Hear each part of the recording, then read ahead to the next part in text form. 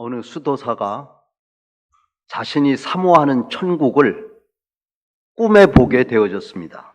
꿈 얘기입니다. 그런데 저 멀리 보니까 크고 아름답고 영광스러운 큰 저택이 눈에 띄더래요. 그래서 자기를 안내하는 천사에게 물어봤다고 합니다. 저 집은 누가 사는 집입니까? 누가 살 집입니까? 라고 물었더니 그 천사는 너의 스승인 프란시스가 살 집이다. 이렇게 말을 하더래요. 그 순간 그 수도사는 자기의 스승인 이 프란시스 선생님이 너무나 존경스럽게 느껴졌다는 거예요. 며칠 후에 수도사가 이 스승을 만나서 질문을 합니다. 선생님은 스스로 자신을 어떤 사람이라고 평가하고 있습니까? 그랬더니 그 선생님은 나는 세상에서 죄가 제일 많은 죄인 중에 괴수입니다. 그리고 이 세상에서 나보다 악한 사람은 없다고 그렇게 말을 했어요. 제자가 말을 하기를 아니 선생님은 지금 세상에서 성자라고 부르고 있습니다. 성 프란시스. 성자라고 부르고 있는데요. 그랬더니 그 스승이 하는 말이 그건 사람들이 나를 잘 몰라서 그렇게 말을 하고 있는 거다. 만일에 세상에 사는 사람들 가운데서 그들이 내가 받은 은혜만큼 그들이 받고 살아간다면 그들은 나보다도 훨씬 더 훌륭한 그러한 사람이 되었을 것이다. 제자가 과연 우리의 스승은 성자이시구나 하고 크게 감동을 받았다는 성 프란체스코의 이야기입니다. 우리는 가끔 이 성숙한 신앙에 대해서 말을 하기도 하고 말을 듣기도 합니다. 누가 성숙한 신앙인인가? 누가 참된 영성을 가진 사람인가? 한마디로 이야기를 하기는 좀 쉽지는 않아요. 그 내용이 풍성하기 때문에. 많은 기적과 능력을 행하는 자가 성숙한 신앙인인가? 세상의 모든 지식을 통달한 사람이 성숙한 신앙인인가? 눈이 열려서 영적 세계를 보는 사람이 성숙한 신앙인인가? 근데 성경에 의하면 참된 영성, 신앙의 성숙은 그리고 참된 지혜는 항상 자기의 부족함을 알고 사는 사람이라는 거예요. 누가 자기의 부족함을 아는 자인가? 자기의 부족함을 아는 사람은 자기의 부족을 알기 때문에 겸손히 십자가를 붙들고 그리고 성령을 의지하고 성령의 인도함을 받고 살아가는 사람이라는 것입니다. 사도 바울은 당대에 누구와도 비교해도 떨어지지 않는 그러한 지성인이었습니다. 그리고 우리가 아는 대로 신약 성경의 약 절반가량을 기록한 사람입니다. 이런 지혜와 지식과 능력이 있는 사람이 자기의 지식을 포기하고 십자가를 붙들고 지금 성령을 의지하면서 살아가고 있다고 말합니다. 여러분, 그것은 쉬운 일이 아닙니다. 그렇다고 바울이 연약하거나 미련하거나 어리석기 때문도 아닌 것입니다. 그는 왜 십자가를 붙들고 성령을 의지하며 성령의 인도함을 받으면서 살아가고 있을까? 그것이 오늘 본문에서 기록하고자 하는, 전하고자 하는 메시지입니다. 사도 바울은 오늘 본문에서 참된 지혜에 있는 사람이 어떤 사람인가 하는 것을 우리에게 가르치고 있습니다. 첫째로, 참된 지혜자는 십자가를 붙들고 나가는 사람입니다. 자, 이것을 설명하기 위해서 바울은 이 지혜라고 하는 것이 두 가지가 있다는 거예요. 하나는 세상의 지혜가 있고요. 또 하나는 하나님의 지혜가 있습니다. 자, 세상 지혜를 설명하는 말씀이 오늘 읽은 말씀 가운데 읽지 않았습니다만 6절 말씀에 6절을 보겠습니다. 6절을 보면 그러나 우리가 온전한 자들 중에서도 지혜를 말하노니 이는 이 세상의 지혜가 아니요 또 이 세상에서 없어질 통치자들의 지혜도 아니라. 그러니까 여기에 세상의 지혜는 특징이 있는데 그것은 물론 세상에 살아가는 데 필요한 지혜이기는 합니다. 그러나 이 세상의 지혜의 특징은 잠시 있다가 없어지는 것이라는 거예요. 영원한 지혜가 아니라는 거예요. 그렇기 때문에 이 세상 지혜는 우리를 영원한 길로 인도할 수 없다는 것입니다. 그리고 여기 보면은 또 이 세상에서 없어질 통치자들의 지혜도 아니다. 그랬어요. 통치자들, 이 세상을 지금 통치하고 있는 리더들, 이 사람들이 지혜로운 사람이 아니라는 거예요. 당신은 관원과 관료들의 지혜를 말합니다. 여러분, 그 시대에 있어서 가장 지혜롭고 영광스럽고 자랑스러운 지혜는 세 가지가 있었어요. 첫째는 유대의 종교입니다. 두 번째는 헬라의 철학입니다. 그리고 세 번째는 로마의 힘입니다. 이것이 그 시대에 가장 자랑하는 그런 능력이고 그런 지혜였어요. 그러나 그것들이 연합해서 한 일은 죄 없으신 인류의 구원자로 이 땅에 오신 예수 그리스도를 십자가에 못 박고 하나님을 거부한 것입니다. 이것이 세상 지혜의 결론이에요. 그 지혜는 지금도 동일합니다. 여전합니다. 두 번째는 하나님의 지혜가 있습니다. 하나님의 지혜를 설명하는 말씀이 7절에 있습니다. 7절을 보면 오직 은밀한 가운데 있는 하나님의 지혜를 말하는 것으로서 곧 감추어졌던 것인데 하나님이 우리의 영광을 위하여 만세 전에 미리 정하신 것이라. 하나님의 지혜의 특징은 뭐냐면 사람들에게 감추어져 있다고 하는 것이고 이 지혜는 영원한 지혜인데 사람들이 미련해서 이 하나님의 지혜를 알지 못한다는 거예요. 그래서 하나님께서는 이 지혜를 사람들이 알 수 있도록 하나님의 지혜를 나타내 주셨어요. 다 알아야 되니까 드러내 주셨어요. 7절 오늘 읽은 이 말씀 하반절을 보면 하나님이 우리의 영광을 위하여 만세 전에 미리 정하신 것이라. 하나님이 우리의 영광을 위해서 만세 전에 정하신 이 지혜가 있다는 거예요. 근데 사람들이 그걸 알지를 못해요. 깨닫지를 못해요. 이해를 못해요. 그래서 우리 사람들이 알 수 있도록 이거를 나타내 주셨다는 거예요. 드러내 주셨다고 하는 것입니다. 하나님께서 만세전에 준비하신, 예비하신, 미리 정하신 그 지혜가 뭡니까? 그것은 죄와 죽음에 빠진 우리 인간을 구원하기 위해서 준비하신 구원의 지혜라는 거예요.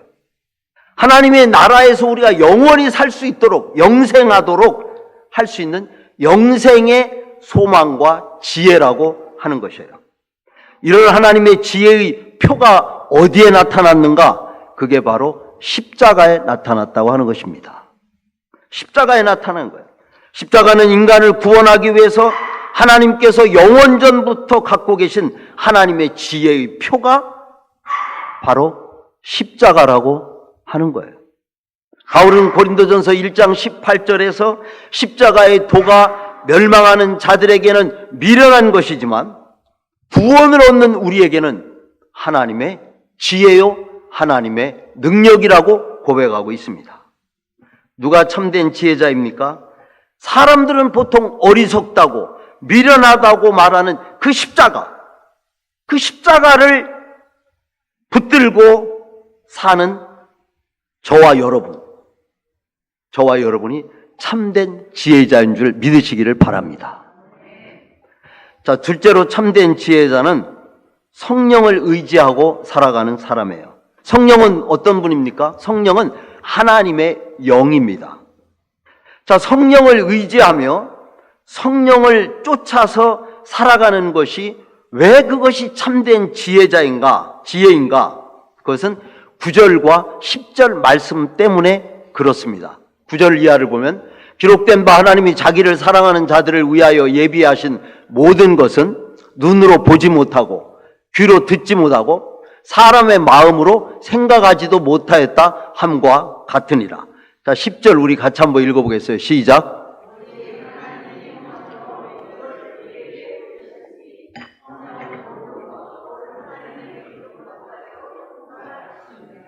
예, 십자가를 통해서 인간을 구원하시는 하나님의 계획은 인간의 지혜나 경험이나 방법으로 알 수가 없다는 것이죠. 왜냐하면 인간의 마음과 심성은 죄로 인해서 어두워져 있기 때문에 그 하나님의 능력을, 하나님의 심성을, 하나님의 깊은 것을 알 수가 없다는 거예요. 근데 우리 알 수가 없으면 우리 인간은 구원을 받을 수가 없잖아요. 그래서 하나님께서는 인간의 구원과 계획을 위해서 우리에게 보여줬는데 성령을 통해서 그것을 우리에게 보여주셨다는 거죠. 그러므로 성령이 우리에게 오시면 우리가 제일 먼저 깨닫는 것은 예수님이 우리의 구주가 되신다고 하는 사실을, 구원자가 된다고 하는 사실을 우리가 깨닫고 고백하게 된다는 것입니다. 그러므로 성령을 믿고 의지하며 사는 것은 무식한 일도 아니고 무지한 일도 아니고 미련한 일도 아니고 우리가 성령을 의지하며 성령의 인도함을 받고 살아가는 삶은 하나님이 보실 때 가장 지혜로운 자의 삶이라고 말씀하고 있습니다. 사도 바울은 이러한 신앙의 성숙된 부분을 설명을 하면서 사람을 세 종류로 구분하면서 말하고 있습니다. 자, 이렇게 이제 세 종류로 구분하면서 말하는 이유는 지금 고린도 교회가 지금 분쟁으로 인해서 나누어져 있어요. 분열되어 있어요. 근데 이것을 어떻게 하면은 해결하고 하나 될 수 있는가 하는 것이 1차적인 답입니다. 그 문제를 위해서 오늘 이 말씀이 동원되고 있는 거예요. 사람은 세 종류의 사람으로 나눌 수 있어요. 철학과 과학에서는 몇 종류로 나누는지 모르겠지만 성경에서는 사람을 나눌 때 세 종류로 나눠요. 근데 이 세 종류로 나누는 근거는 뭐냐? 기준이 뭐냐? 그것은 바로 성령에 의해서 그렇게 나눈다고 하는 거예요. 자, 첫째는 어떤 사람이냐면 육의 사람이 있어요. 육의 사람. 육의 사람은 하나님을 알지 못하는 사람. 불신자. 이게 육의 사람입니다. 자, 2장 14절을 보면 육에 속한 사람은 하나님의 성령의 일을 받지 아니하나니 이는 그것들이 그에게는 어리석게 보이며 또 그는 그것들을 알 수도 없나니 그러한 일은 영적으로 분별되기 때문이라. 그러니까 하나님께서 하신 이 성령의 일을 육에 속한 사람은 받지 않는다는 거예요. 받지 않아요. 그래서 육에 속한 사람들, 다시 말하면 불신자지요. 믿지 않는 사람들에게 복음을 전하면 뭐라고 얘기하죠? 너나 잘 믿어라. 받지 않는 거예요. 너나 잘 믿고 천국 가라 설명을 하는데도 받아들이질 않아요. 예. 왜냐하면 그것이 어리석게 보이기 때문이라는 거예요. 2000년 전에 예수님이 흘린 십자가의 피가 내 죄를, 지금 살고 있는 나의 죄를 다 씻어? 아이고, 그걸 믿냐? 이러면서. 예. 그것들이 그에게는 어리석게 보이며 또 그는 그것들을 알 수도 없나니 그러한 일은 영적으로 분별되기 때문입니다. 육에 속한 자는 하나님을 믿는 것을 미련하고 어리석게 생각을 합니다. 예수님이 우리의 참 구원자이며 우리의 죄를 용서받는 길이 십자가에 있음을 알지 못합니다. 그들은 하나님이 우리를 사랑하고 계셔요. 여러분, 하나님이 우리를 사랑하시는 것은요, 우리의 어떠함 때문이 아니라 하나님의 본성 때문에 그래요. 하나님은 사랑이시라. God is love. 하나님은 본성적으로 사랑이셔요. 그래서 믿는 자나 안 믿는 자나 사실은 다 사랑하는 거예요. 그분의 본성 때문에. 근데 육에 속한 사람은 그 하나님의 사랑을 전혀 이해하지 못하고 알지 못하고 깨닫지 못하는 것이에요. 모든 것을 자신의 지식이나 경험으로 이해하고 해결하려고 하는 것입니다. 이런 사람은 육의 사람이다. 이렇게 말을 해요. 그리고 이런 사람은 바로 전도의 대상인 것입니다. 그 다음에 두 번째 사람은 어떤 사람이 있냐면 육신에 속한 자가 있습니다. 이 육신에 속한 자는 하나님을, 예수 그리스도를 믿는 사람이에요. 그러니까 육의 사람과 육신의 사람은 달라요. 육의 사람은 불신자고 육신의 사람은 믿는 사람입니다. 자, 고린도전서 3장 3절 말씀에 보면은 너희는 아직도 육신에 속한 자로다. 여기서 너희는 고린도 교회 성도들을 말하고 있는 거예요. 믿는 사람이죠? 성도니까. 너희는 아직도 육신에 속한 자로다. 너희 가운데 시기와 분쟁이 있으니 어찌 육신에 속하여 사람을 따라 행함이 아니리요. 이 육신에 속한 자는 예수를 믿는 사람이지만 아직 신앙이 성숙하지 못한 사람을 말합니다. 바울은 3장 1절에서 이런 사람을 가리켜서 어린아이와 같다 이렇게 말을 했고요. 3장 2절에서는 아주 성숙하지 못했기 때문에 비유적으로 밥이 아닌 젖으로 먹인다 그랬어요. 그러니까 하나님의 사실 말씀은요, 여러분이 읽으면 잘 이해가 안 돼요. 뭐 이해가 잘 되는 분도 있지만, 그러니까 이게 아직까지 영적으로 우리가 충만하지 못하기 때문에 때로는 이 말씀을 읽어도 이해가 안 되는 거예요. 또 어떤 의미에서 보면은 영적으로 성숙하지 못하기 때문에. 그러나 영적으로 신앙인이 성숙하면 이 하나님의 말씀을 읽으면 그냥 이해가 되는 거예요. 그래서 우리가 이 하나님의 말씀을 읽어도 잘 이해가 안 되기 때문에 설교가 있고 성경 공부가 있고 설명이 있는 거예요. 아, 그렇구나 하는 것을 우리가 깨닫게 되어지는 것입니다. 육신에 속한 자는 예수를 믿고 교회는 다니지만 아직 신앙이 어리기 때문에 그 속에 뭐가 있어요? 오늘 여기 보면 시기와 분쟁, 그것만 있는 게 아니에요. 미움, 다툼, 질투, 그리고 세상에 대한 욕심, 이걸로 가득 차 있어요. 교회를 다니고 있지만, 믿고 있지만 그런 것들이 우리 안에 아직도 충만하게 있다는 거예요. 이게 예수를 믿지만 육신에 속한 신앙이 어린 사람은 그렇다고 하는 것이에요.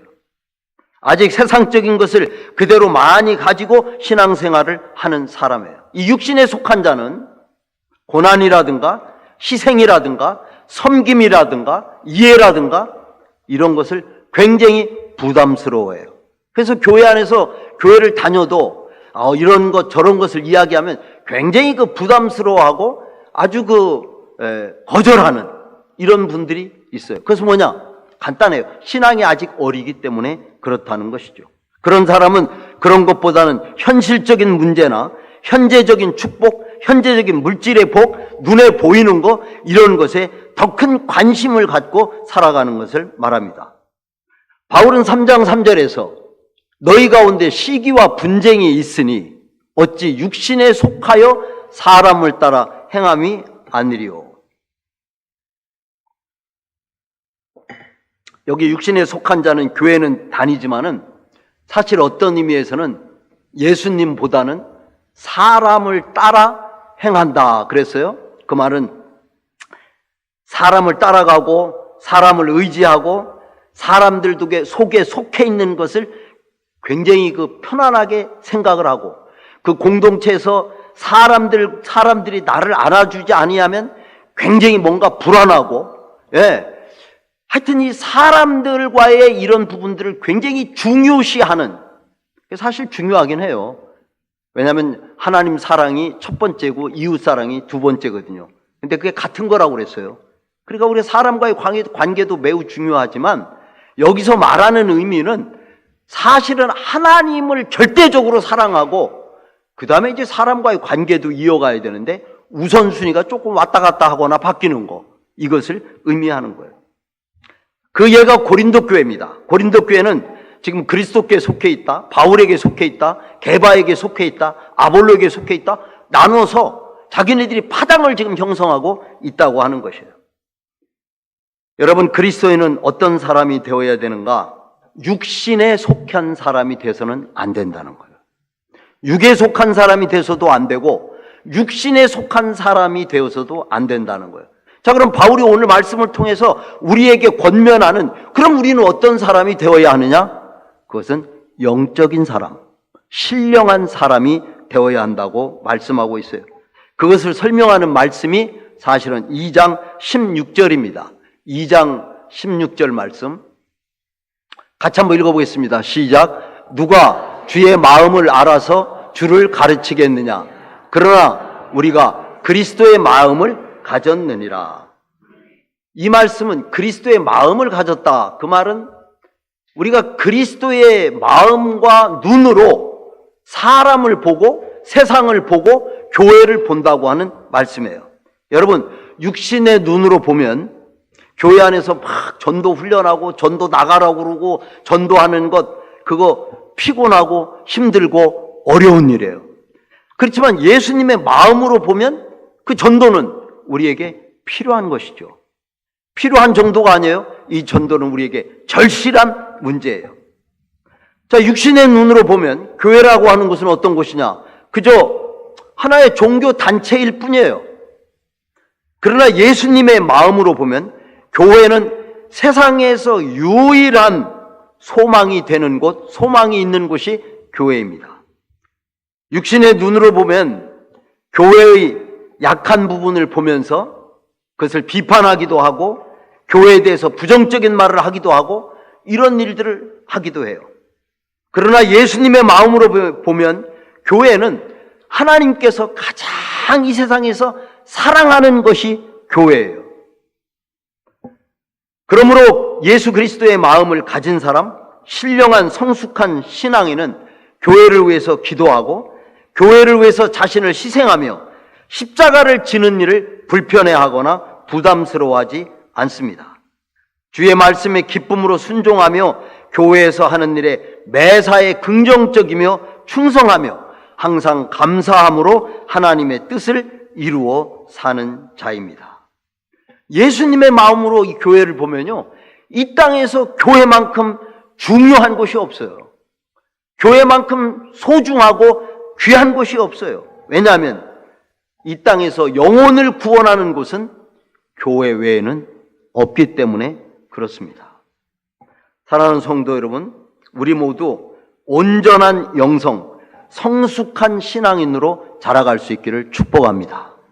우리가 어떻게 참된 지혜자요 성숙한 신앙인으로 살아갈 수 있는가? 오늘 제가 3가지를 말씀을 드렸어요. 첫째는 날마다 십자가를 붙들고 사는 것입니다.